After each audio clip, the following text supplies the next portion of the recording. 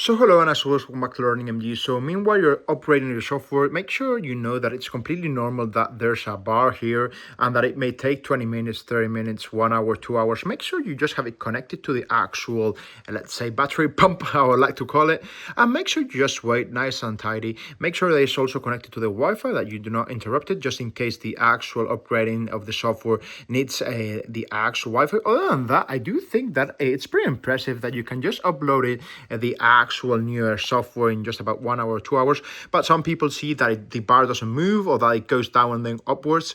Doesn't really make much difference. And I just wanted to tell you right off the bat that it's completely normal. Okay, then it will just upgrade itself, and then as you can see, ready to go once again. Okay, so as always, if you've got any questions, remember it's completely normal, as you can see once again. And please just be nice and steady with your actual MacBook. Treat it nicely if you want it to be forever. Ours has about 6 years. We've got another MacBook Pro that has about 10 years, 12 I would say right now.